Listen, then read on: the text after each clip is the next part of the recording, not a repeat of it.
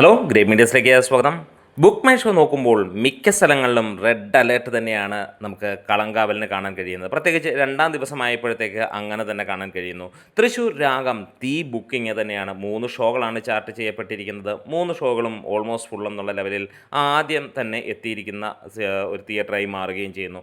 കൊച്ചി നോക്കുകയാണെങ്കിൽ ഒട്ടുമിക്ക സ്ഥലങ്ങളിലും റെഡ് അലേർട്ട് തുടങ്ങിക്കഴിഞ്ഞിരിക്കുന്നു. പക്ഷേ തൃശ്ശൂരിൽ നമുക്ക് നോക്കുകയാണെങ്കിൽ ആകെ 4 ഇടത്ത് മാത്രമാണ് റെഡ് അലേർട്ടിൽ കാണാൻ കഴിയുന്നത്. ബാക്കി എല്ലായിടത്തും പച്ച കത്തി നിൽക്കുന്നു. ഇനിയും 3 ദിവസമുണ്ട്. കാര്യങ്ങൾ ശരിയൊക്കെയാണ്.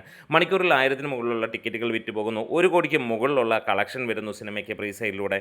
എല്ലാം ഓക്കെ ഉഗ്രൻ എന്ന് പറയാം. പക്ഷേ മമ്മൂട്ടി ഫാൻസ് ചോദിക്കാനുള്ള കാര്യം ടിക്കറ്റ് എടുത്തോ എന്നുള്ളത് തന്നെയാണ്. തീർച്ചയായും അതൊരു വലിയ ചോദ്യം തന്നെയാണ്. പലപ്പോഴായി വലിയ രീതിയിലുള്ള വിമർശനവും കളിയാക്കലുമൊക്കെ മമ്മൂട്ടി ഫാൻസിന് നേരിടേണ്ടി വരുന്ന ഈ ഒരു ചോദ്യം തന്നെയാണ്.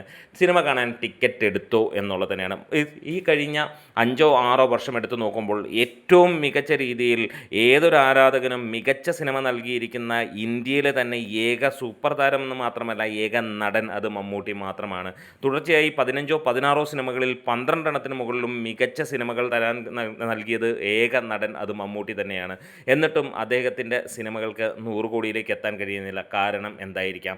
അതിന് ഒറ്റ ഉത്തരം തന്നെ കളിയാക്കുന്നത് പോലെ തന്നെ ഫാൻസ് നിങ്ങൾ അല്ലെങ്കിൽ മമ്മൂട്ടി ഫാൻസ് നിങ്ങൾ ടിക്കറ്റ് എടുത്തോ എന്നുള്ള ചോദ്യം തന്നെയാണ്. ഇക്കുറി കളങ്കാവൽ എന്ന ചിത്രം അത്ര ഗംഭീരമായിട്ടുള്ള തുടക്കം നേടിയെടുത്തിരിക്കുകയാണ്. ഇതുവരെയുള്ള മമ്മൂട്ടി സിനിമകൾക്ക് കിട്ടുന്നതിനേക്കാൾ കൂടുതൽ ഒരു പ്രതികരണമാണ് ഈ സിനിമയ്ക്ക് ലഭിച്ചിരിക്കുന്നത്. പ്രത്യേകിച്ച് ഒരു ലോ ബഡ്ജറ്റ് ചിത്രം കൂടിയാണ് എന്നറിയാം. എന്നിരുന്നാലും എടുത്തു ചോദിക്കാം, ബഡ്ജറ്റോ കാര്യങ്ങളോ ഒന്നുമല്ല ഇവിടെ കാര്യം. നിങ്ങൾ ടിക്കറ്റ് എടുത്തു എന്നുള്ളത് തന്നെയാണ്. അത് തീർച്ചയായും നിങ്ങൾ നോക്കേണ്ട കാര്യം തന്നെയാണ്. പലപ്പോഴും സോഷ്യൽ മീഡിയയിലൂടെ അതിഗംഭീരമായിട്ടുള്ള കൊടുമ്പിരി കൊണ്ട ചർച്ചകളും കൊടുമ്പിരി കൊണ്ട റേഞ്ചുകളും നിങ്ങൾ കാണിച്ചു കൊടുത്തിട്ടുണ്ടെങ്കിൽ തിയേറ്ററിൽ അത് കാണിക്കാൻ കഴിഞ്ഞില്ല. അത് കളിയാക്കൽ മാത്രമല്ല, ശരിയായിട്ടുള്ള ഒരു ഫാക്റ്റ് കൂടി തന്നെയാണ്. എല്ലാ മമ്മൂട്ടി ഫാൻസും അല്ല, ഭൂരിഭാഗം, അതായത് ഇപ്പോൾ നമുക്ക് കാണാൻ കഴിയുന്നത് 24 മണിക്കൂറിനുള്ളിൽ ഏകദേശം 26,000-7,000 ടിക്കറ്റുകൾ, അത്രയും മമ്മൂട്ടി ഫാൻസേ ഉള്ളൂ കേരളത്തിൽ എന്നുള്ളതാണ് ചോദ്യം. അപ്പോൾ ഇനിയും 3 ദിവസം കിടക്കുന്നുണ്ടല്ലോ എന്നുള്ള ചോദ്യങ്ങളൊക്കെ അവിടെ നിർത്തിയിട്ട് ടിക്കറ്റ് എടുക്കുക, നിങ്ങൾ സിനിമയെ അങ്ങോട്ട് ആഘോഷമാക്കുക.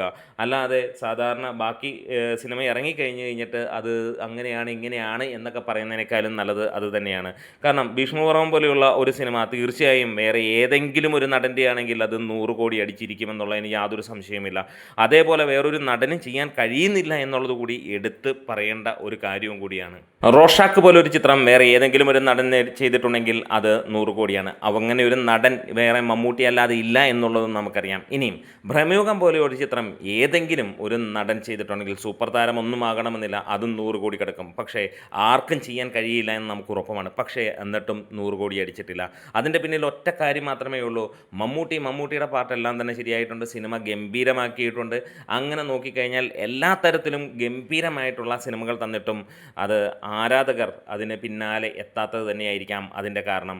അതായത് സാധാരണ പ്രേക്ഷകർ കണ്ടിട്ടാണ് ഈ പറഞ്ഞ സിനിമയൊക്കെ 85-ഉം 90-ഉം അല്ലെങ്കിൽ ആ റേഞ്ചിലുമൊക്കെ എത്തിയിരിക്കുന്നത്. കണ്ണൂർ സ്ക്വാഡ് പോലെയുള്ള അതിഗംഭീര സിനിമ വേറെ ആരെങ്കിലുമാണ് ചെയ്തതെങ്കിൽ അത് 100 അല്ല 200 കോടി നേടിയേനെമെന്നുള്ളത് നിങ്ങൾക്ക് എല്ലാവർക്കും അറിയാവുന്നതാണ്. അപ്പോൾ ഒരിക്കൽ കൂടെ പറയുന്നു, ടിക്കറ്റ് എടുക്കുക, തകർത്തടിക്കുക. കളങ്കാവൽ നിങ്ങൾക്ക് വേണ്ടിയുള്ളത്.